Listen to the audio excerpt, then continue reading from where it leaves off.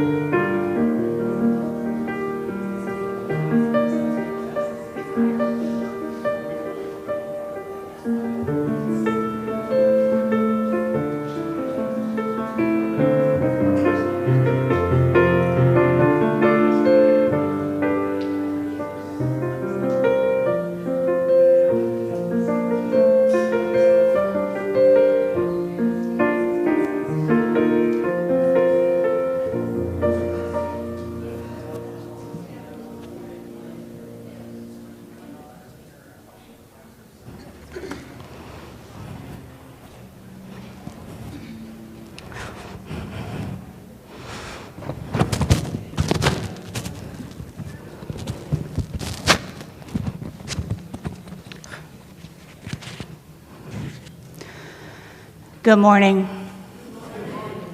We are glad you are here with us today. This has been a hard week. Friday was really hard for many of us.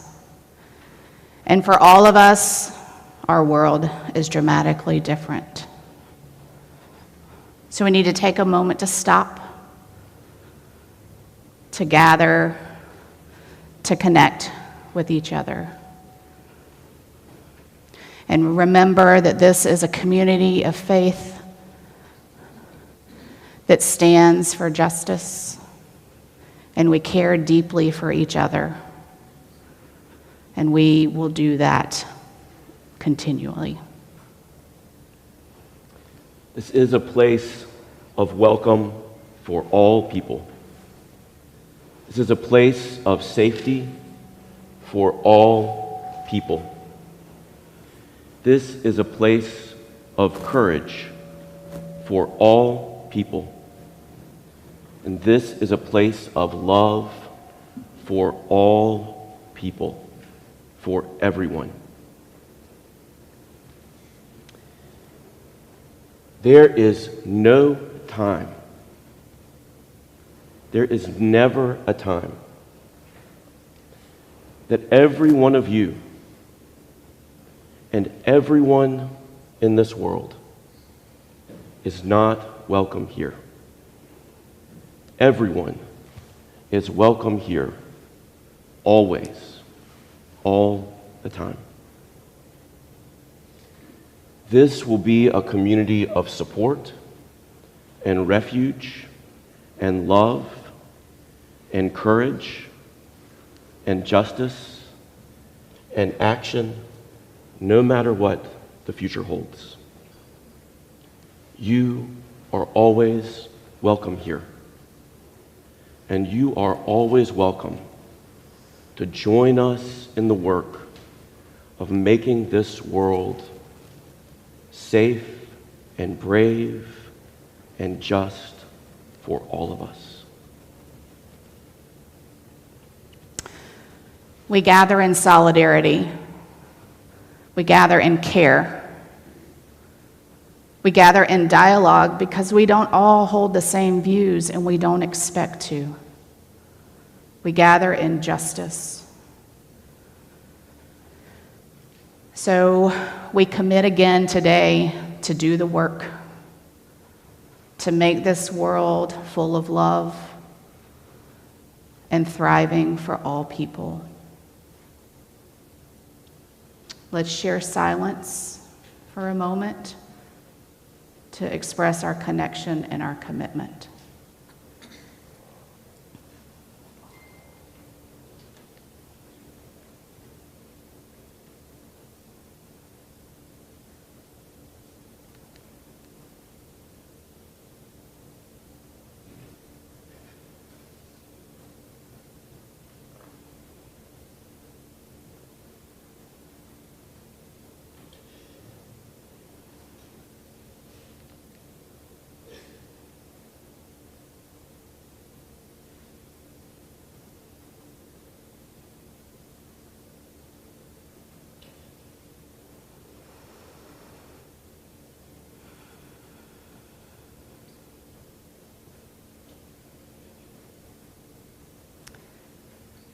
We love you all.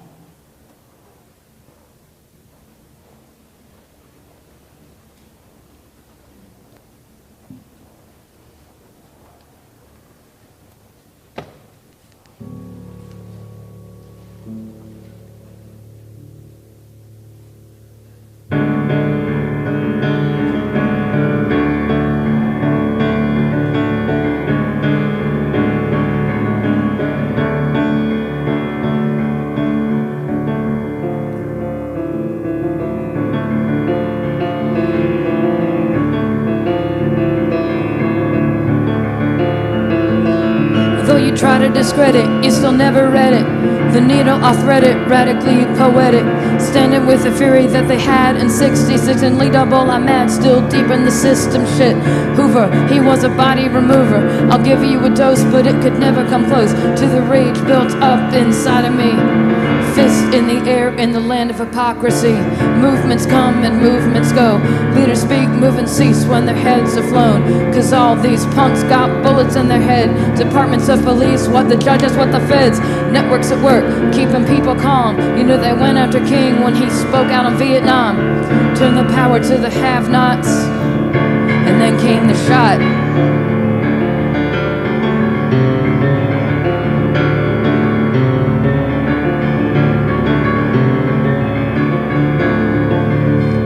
With poetry in my mind I flex. Flip like Wilson, vocals never lacking that finesse. Who do I got to, what do I got to do to wake you up? To shake you up, to break the structure up. Cause blood still flows in the gutter. I'm like taking photos, mad boy kicks up in the shutter. Set the groove and stick the move like I was Cassius. Rep the stutter, step the bomber left upon the fascists. The several federal men who pulled schemes on the dreams and put it to an end. Better beware of retribution with a mind war. 2020 visions and murals with metaphors. Networks at work keeping people calm. You know they murdered X and tried to blame it on Islam. Turn the power to the have-nots. And then came the shot.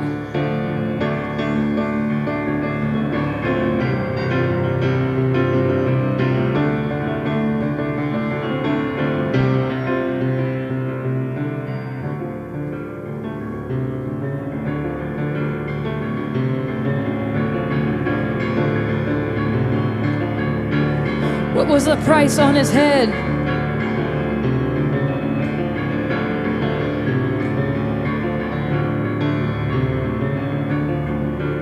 What was the price on his head?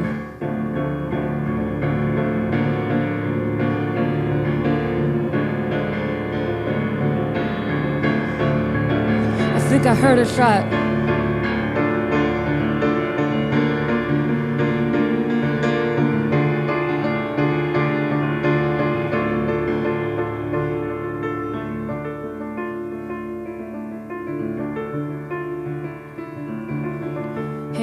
Be a brave contender for this position, but he should abandon his supposed obedience to the white liberal doctrine of nonviolence and embrace black nationalism. Through counterintelligence, it should be possible to pinpoint potential troublemakers and neutralize them. Through counterintelligence, it should be possible to pinpoint potential troublemakers and neutralize them. And neutralize them. And neutralize them.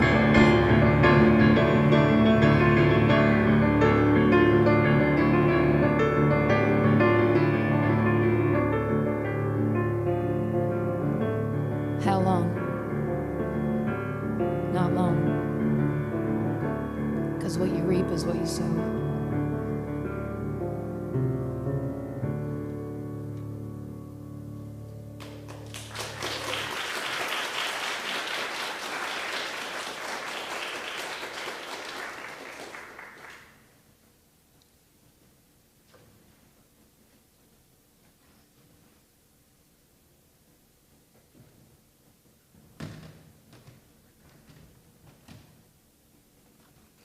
Good morning. My name is Betty Custer, and I serve on the Board of Trustees for this Unitarian Universalist Church of Spartanburg for 4 more days.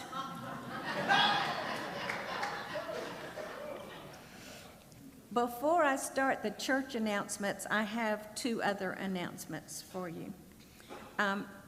Sydney McMath's program that is at Artist Collective is going to be extended through July the 3rd. This is a picture of it here. Yes.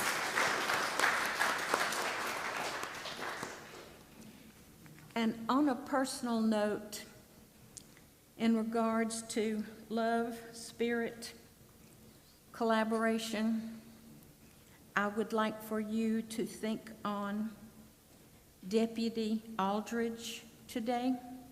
He was the officer that was shot this week. His funeral is today. My son-in-law is one of the law enforcement officers that will be attending that funeral today. Now, for the church announcements. Summer services. This summer, we welcome to our sanctuary each week a truly outstanding sequence of speakers. Our theme will focus on voting justice from many different perspectives. Come on Sunday at 11 to welcome our guests when you were in town, and tune in via our live stream on YouTube when you were traveling. Calling all choristers, if that's a word.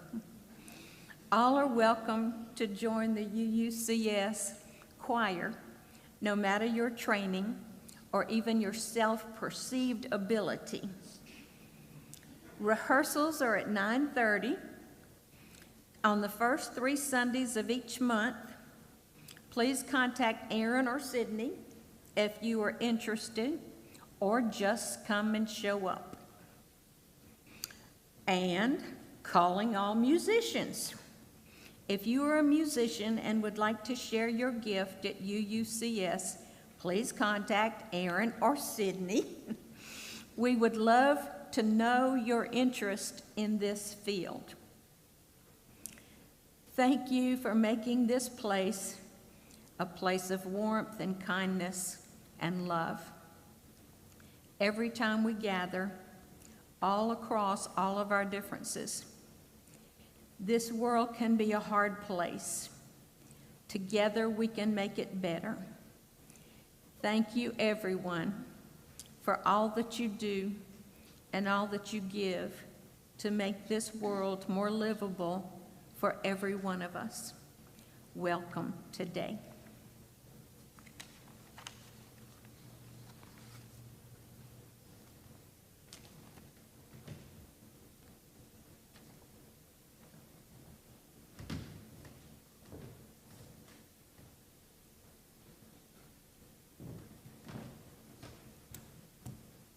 Good morning. My name is Robin Carter, and I will be your worship associate this morning. It is great to be here with you all. First, let's look back and just acknowledge the amazing talent on display already this morning.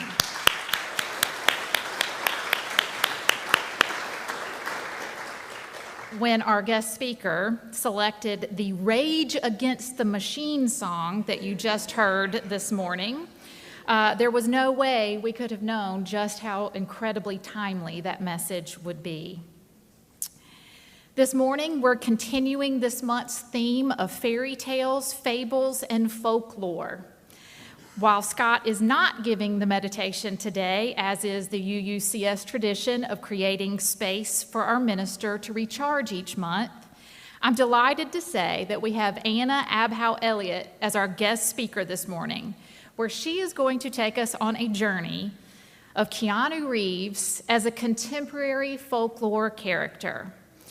If the name Keanu does not conjure up any immediate connection to a particular film for you, here's a brief resume of some of his most iconic movies: Speed, The Matrix, John Wick, Point Break, Bill and Ted's Excellent Adventures, classic, The Devil's Advocate, Dracula, and 2 of my personal favorites, Something's Gotta Give with Diane Keaton and Jack Nicholson. It's just great. And Ali Wong's Netflix hit Always Be My Maybe. If you haven't seen that on Netflix yet, add it to your queue, where Keanu plays a scene-stealing alter ego version of himself. Considered to be one of the nicest people in Hollywood, it is understandable that Anna has dedicated months of her life studying the guy. Keanu's film characters are often awkward, ordinary, everyday people who awaken to a calling to face systemic injustice and transform his world. And that is definitely what is being asked of all of us now. Keanu may be the focus of the meditation this morning, but allow me to tell you more about our speaker, as she is just as intriguing as her topic. Anna is an actor, a writer, a thinker, and a connection maker. Born in Philadelphia to parents who encouraged her creativity, she studied drama at New York University, where she earned a BFA in 2011. Anna moved to Spartanburg in 2015 when she was selected as a theater in residence with Hubbub. She is the recipient of more artist in residency and artist grants than I could count. I literally just scrolled on her website for days. Anna just recently completed her MFA in studio art at the University of North Carolina in Greensboro.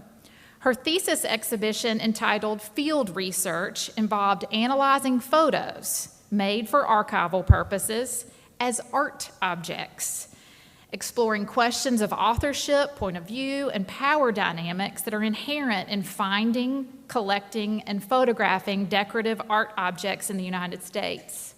Her process led her to asking bigger questions, such as what is my role in history? What stories do I pass on to others, and how? She is also brilliant. Having been selected as a Fulbright semifinalist and a recent inductee into Phi Kappa Phi Honor Society. I recently described Anna as a ball of intelligence wrapped in fun. One look at Anna's musing on Instagram, and you will feel that sense from her as well. I've known her for years, and I look forward to learning more about how Anna thinks about and processes the world around her in every conversation. I've seen her perform improv, scripted plays, and engage with random strangers in a way that I am convinced she had known them for years. She and I have talked about everything from politics to iambic pentameter to dad shoes. It's a thing. She loves cats, Keanu memes, and challenging the status quo, and I just adore her. Today's message is sure to be an incredible journey and one that I have personally been excited about for months.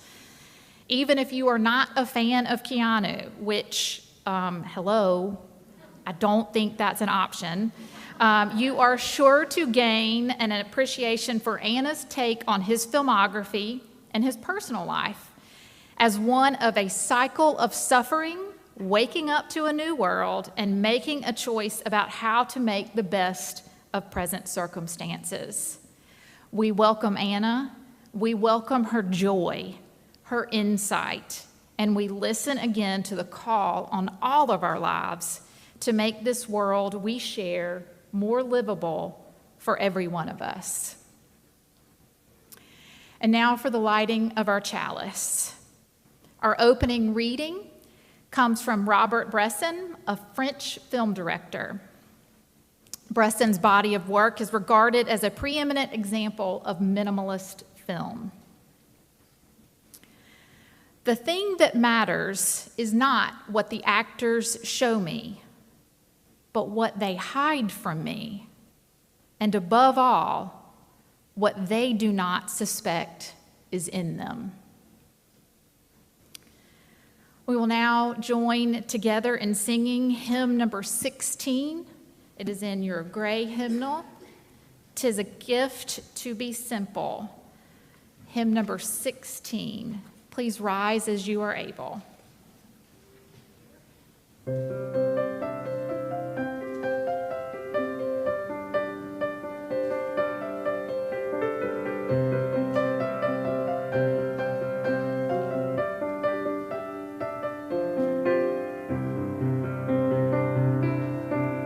Tis a gift to be simple, 'tis a gift to be free, 'tis a gift to come down where we ought to be. And when we find ourselves in the place just right, 'twill be in the valley of love and delight. When true simplicity is gained, to bow and to bend we shan't be ashamed. To turn will be our delight, till by turning we come round right. 'Tis a gift to be simple, 'tis a gift to be free, 'tis a gift to come down where we ought to be. And when we find ourselves in the place just right, we'll be in the valley of love and delight. When true simplicity is gain. Bow and to bend, we shan't be ashamed. To turn will be our delight, till by turning we come round right.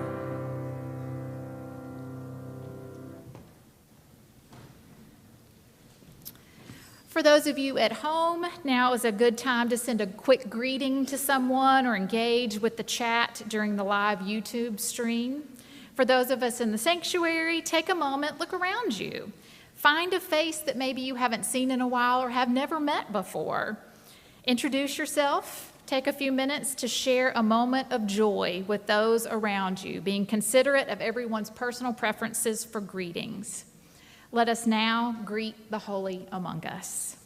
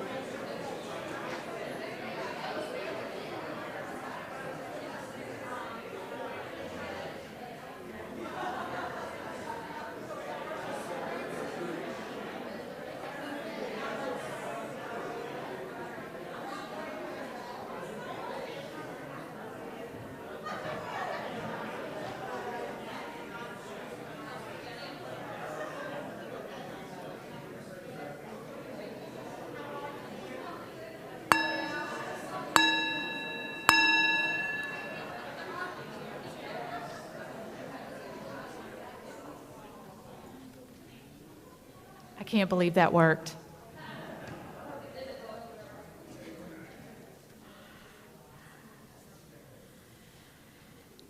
We now come together as a congregation to speak the words of our Congregational Covenant. These words are a promise we collectively make to each other every week. It captures who we are, what we value, and how we strive to live together in this world. The words of the covenant are printed in today's order of service. For those of you watching virtually, it's accessible on the homepage of the church website. I invite you to please join me now in speaking these living words together. We are a people of faith and hope. Together we covenant to strive to become our better selves, to honor both the critical mind and the generous heart, to prove that diversity need not mean divisiveness, and to respond to systems of violence and oppression with the power of a love beyond belief. Let us now gather at the Rippling Bowl to share joys and concerns, as is our custom here at UUCS. Remembering what the bowl represents, a shell or stone released into the water creates a ripple, and depending upon what you're releasing, the joys can be multiplied and the sorrows lessened. This is a time-honored tradition where we are encouraged to take a moment to reflect on our joys and concerns and acknowledge the mutual support of our community. For those of you joining us virtually this morning, it is my honor to release 2 stones into the rippling bowl on your behalf, one for your joys and one for your sorrows. Please come.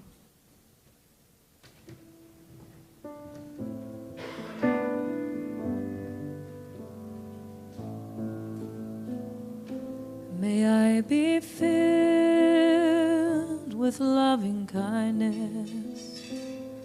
May I be whole. May I be filled with loving kindness. May I be well. May I be peaceful and at ease. May I be whole. May you be filled with loving kindness. May you be well. May you be filled with loving kindness.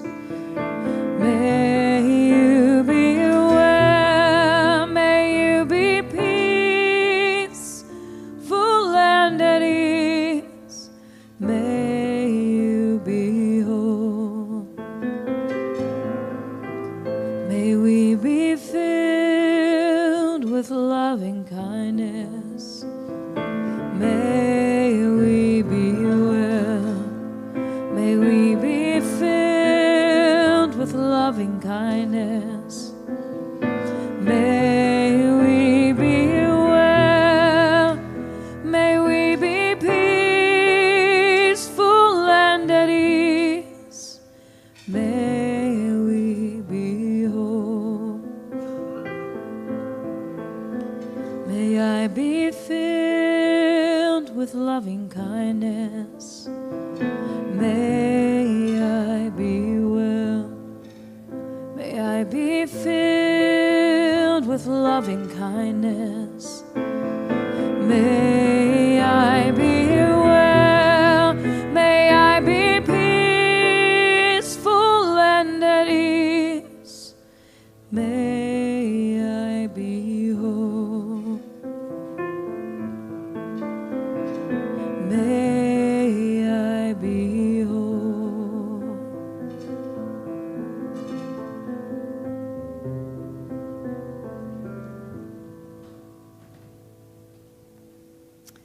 As the ushers come forward, I invite you to share your financial gifts.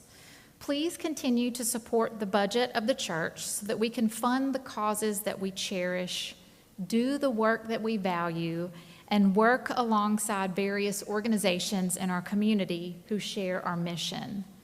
Thank you for your continued generosity.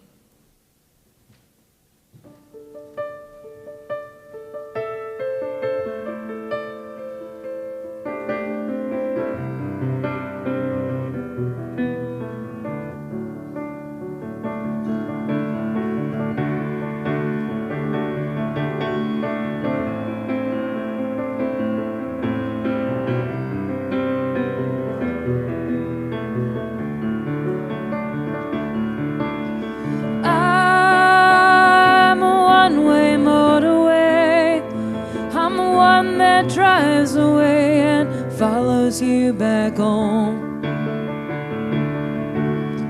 I am a street light shining. I'm a white light, blind and bright and burning off and on. And it's times like these you learn to live again.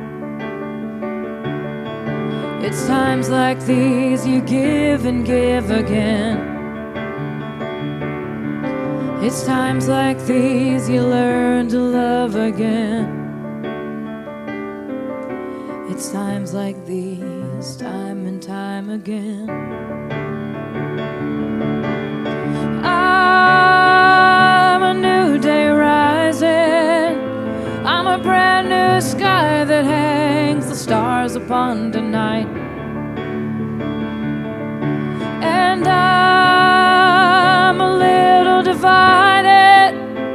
Do I stay or run away and leave it all behind. It's times like these you learn to live again. It's times like these you give and give again. It's times like these you learn to love again. It's times like these, time and time again.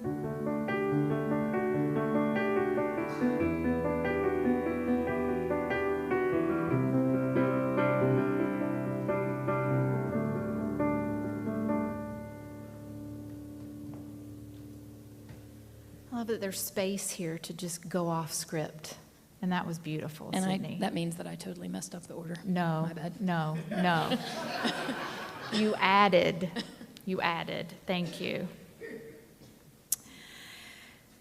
From Keanu Reeves, as he recently reflected on a conversation he had with the late River Phoenix when agreeing to star in the 1991 film My Own Private Idaho. It was like standing 100 feet in the air, and there's just this beautiful pool of water, and you're looking at each other like, you want to jump? Yeah, let's jump. Join me for a brief moment of silence as we prepare our hearts and minds for the incredible journey we're about to take together through Anna's message this morning.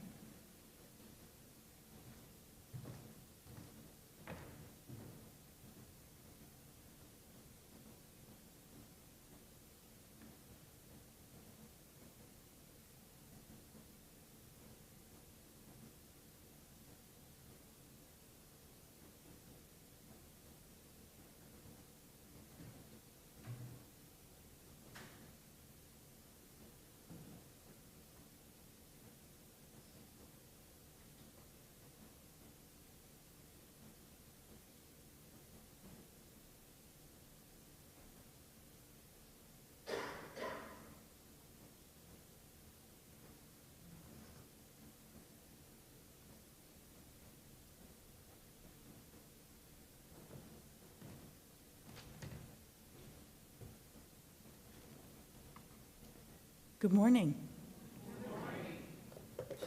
I'm so honored and pleased to be here with you today. And I want to say thank you especially to Robin Carter. We seem to delight one another in a very special way. So the feeling is very mutual. Thank you for that introduction.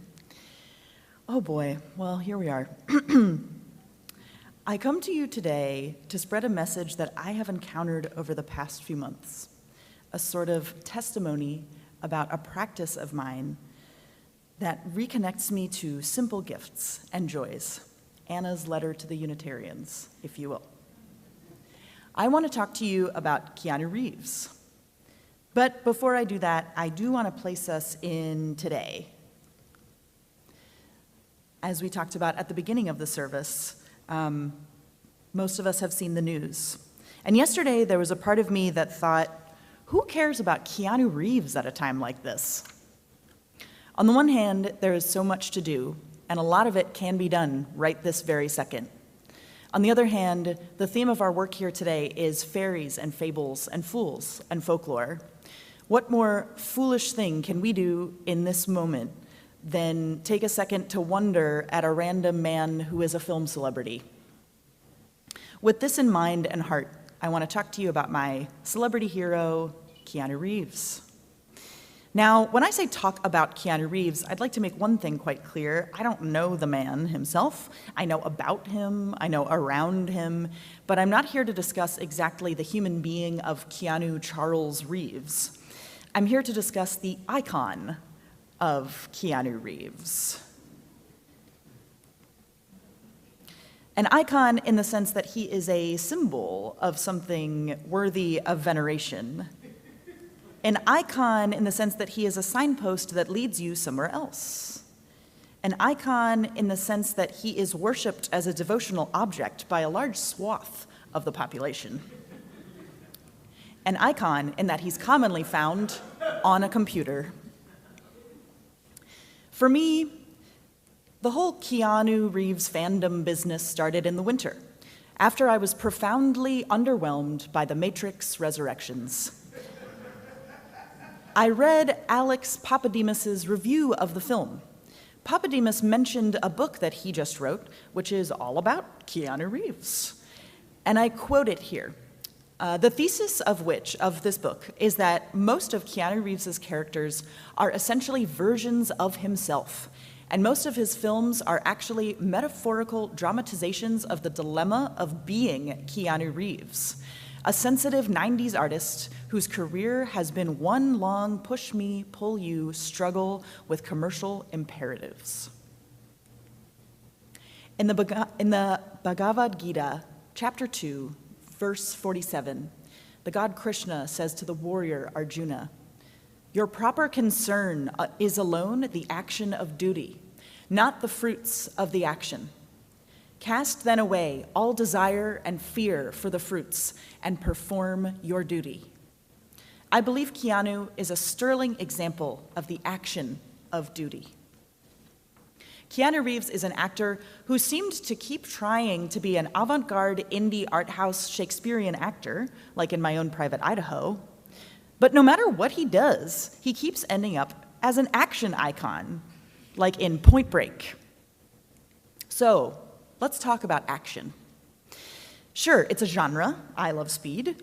Sure, it's what the director yells on set.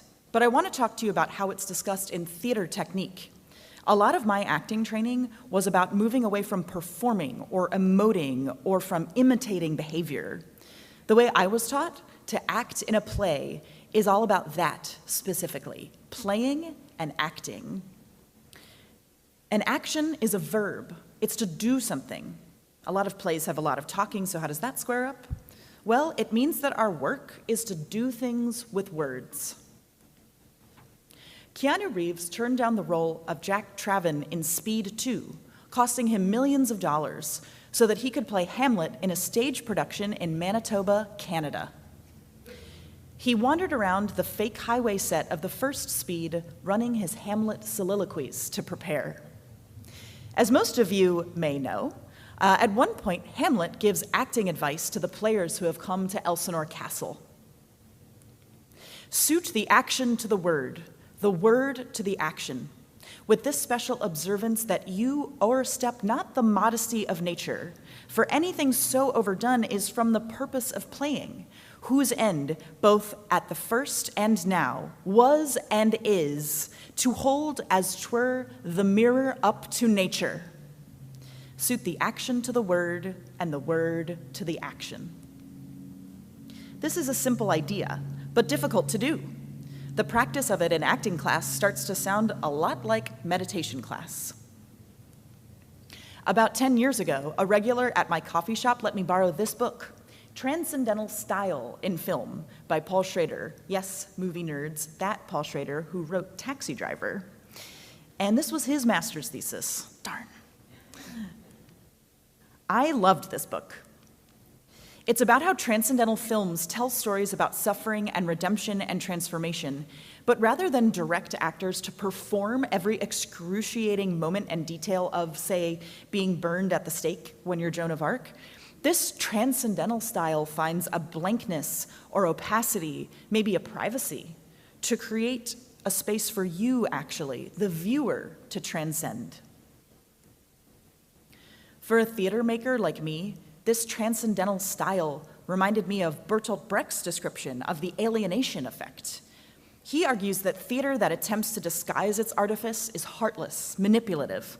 The more powerful choice for Brecht is presenting the audience with actions that the performer may also observe along with them.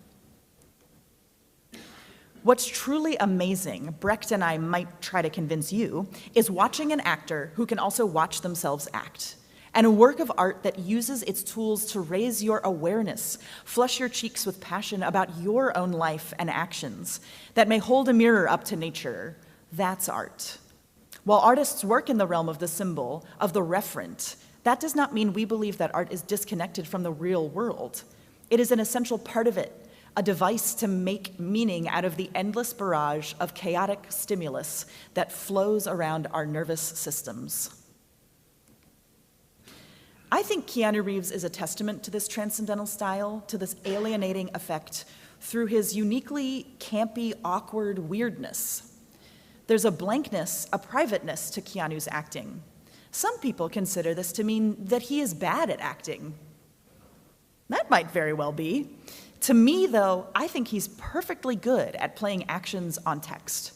Everyone made fun of him in Much Ado About Nothing, but I think they were just jealous he looked good shirtless.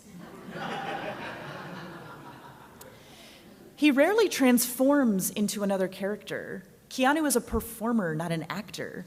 He has catchphrases that travel with him for decades, from film to film.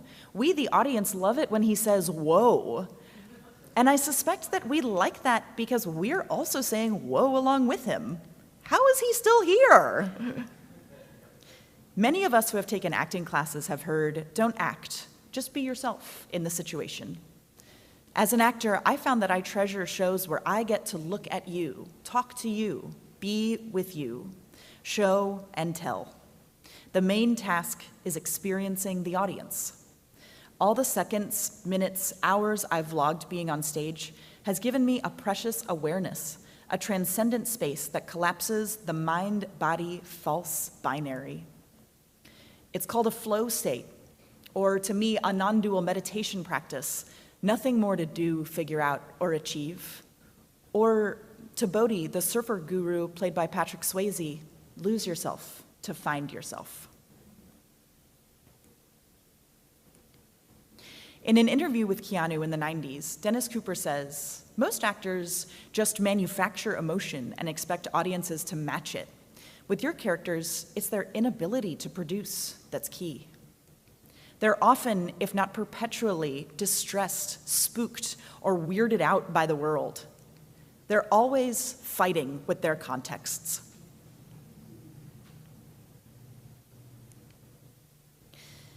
Over the winter, as I pored over Keanu's filmography, I started sharing my observations, questions, and opinions on Instagram.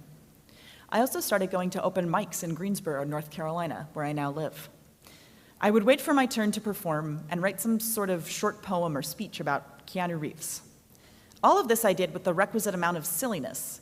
I saw it as a break from the heavy, intense study I was doing in my master's program and from the increasingly bleak, draining, real-world events unfolding around us. I figured this would be a fun escape for me. As it turns out, the response has been much more than escape. It's been a homecoming.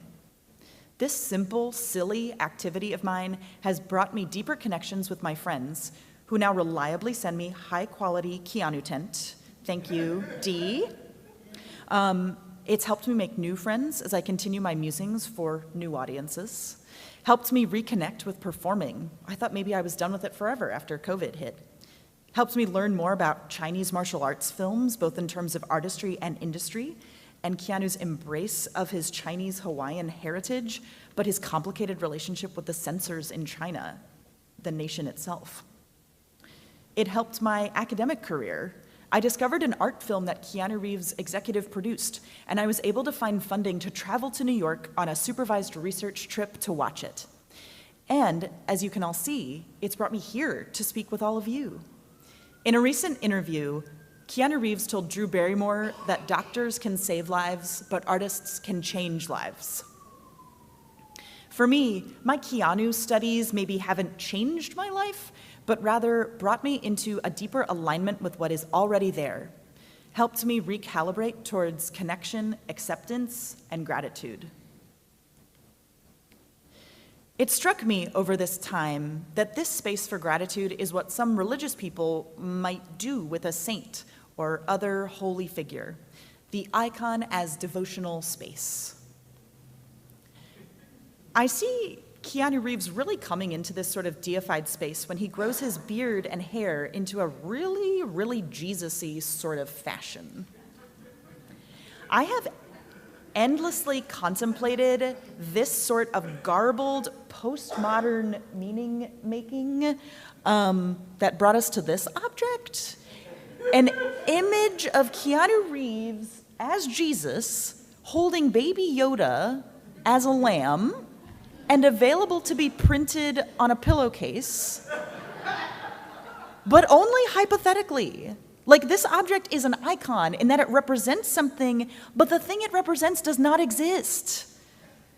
It is an untethered computer Amazon icon. When you click on it, there is no program. To me, as an artist, I see this as the sort of visual culture connection to a way, way older tradition. And as I thought through this Keanu Reeves as John Wick as Jesus narrative, I realized that the symbolic layering actually stretches back way more. John Wick is not a forgiving New Testament figure. We're going Old Testament. But actually, then, it made me think about this incredible documentary I saw about religious art, The Dark Ages and Age of Light. I highly recommend. My mom and I watched it together. It's produced by the BBC. It's available on YouTube. Anyway, this show depicts how early Christians actually adopted the visage of Zeus for Jesus in a couple of centuries BCE. So, for thousands of years now, we've gotten comfortable with a god who's a bearded, dark-haired man with a lot of firepower. John Wick is a movie where Keanu's already in his mid-50s. How did we even get to this increasingly tired-looking man? And why do so many of us go absolutely nuts for him? While watching dozens of his movies, I made a list of Keanu categories. For example, he's always playing a character named John, and he's always in a suit, and he always gets wet, and he always ends up in a bar with dramatic neon lighting. But what's most notable to me is that he's always going to hell. Truly, there are so many movies where Keanu Reeves ends up in hell, whether literally, like in Constantine, or whether he realizes he's the Antichrist, the son of Al Pacino's performance of Satan in The Devil's Advocate, or even just visually, like when the vineyard burns down in A Walk in the Clouds. I think it's important for us to see that Keanu is also an icon of a sort of heroic everyman, as a variety of humanity's beardless saviors. He is an icon of Jesus, of Buddha, of whatever human impulse we have to tell stories about gentle, innocent, forgiving men who are burnished by great suffering and become strong and brave, enlightened, and coming back to save us, too. Also, let's note that Keanu is often the receptive partner in his romantic roles. Women are always coming up and kissing him. Alex Papademos has a whole chapter about this in this book because it starts even back in his made-for-TV movies in the 80s. I can also digress, though perhaps not at length here, about the icon of Keanu slipping into queer realms. From starring in My Own Private Idaho, a pivotal film in new queer cinema, and The Matrix, an allegory about the experience of being transgender, the icon of Keanu has capacity for multitudes. To me, Keanu Reeves holds a mirror up to nature, but it's a magic mirror where we see our best selves as a viable possibility. What I'm saying is, I have never quite tapped into something that inspired people to talk to me in real life about something I did on the internet.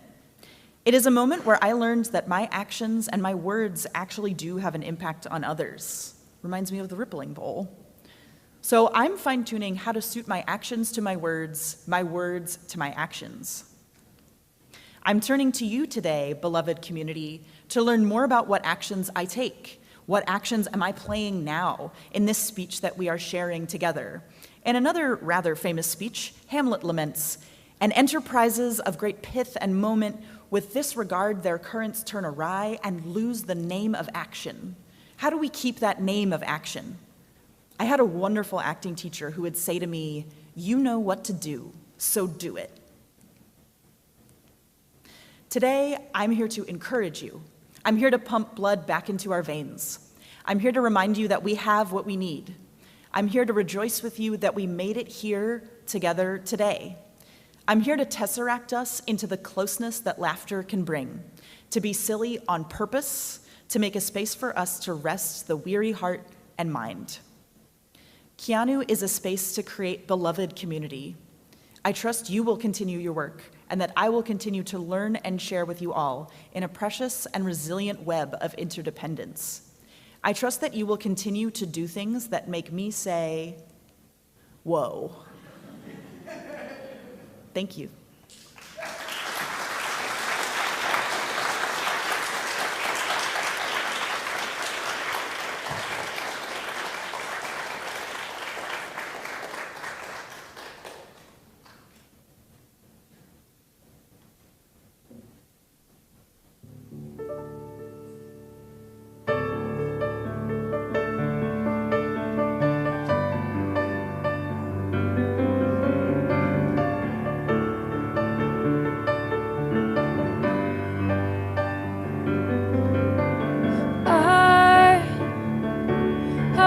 You could swim like the dolphins. Dolphins can swim. Though nothing will keep us together, we can beat them forever and ever. We can be heroes just for one day.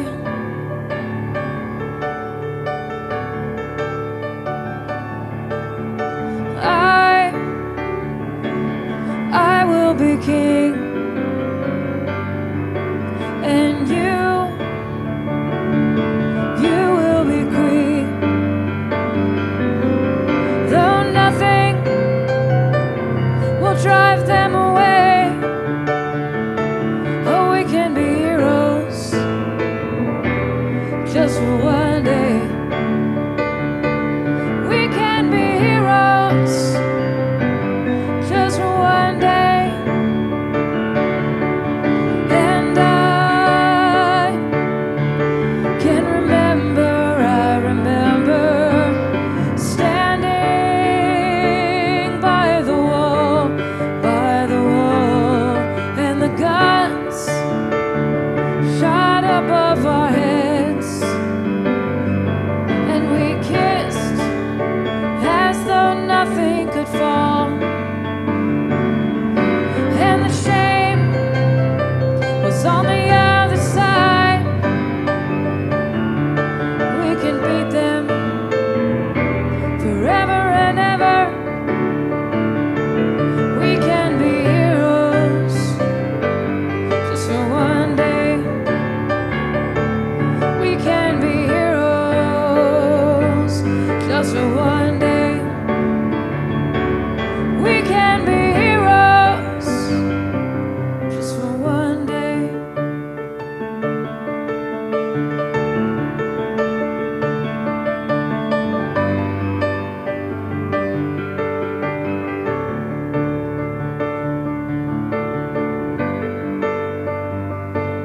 Just for one day.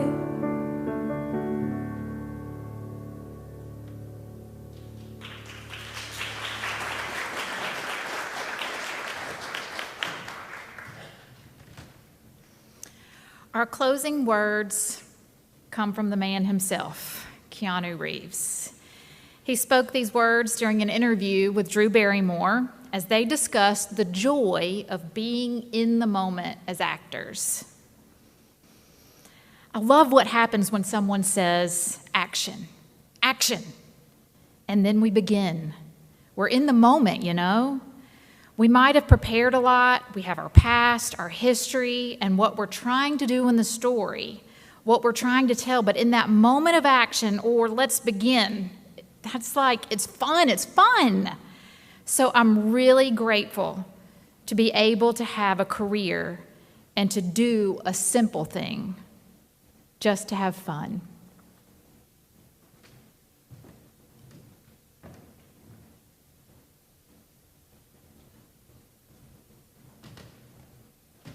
In a letter to another writer, Tennessee Williams wrote, I've walked a long and rocky road, and what really mattered, what should matter most to you, is the rare and gorgeous experience of reaching out through your work and your actions and connecting to others.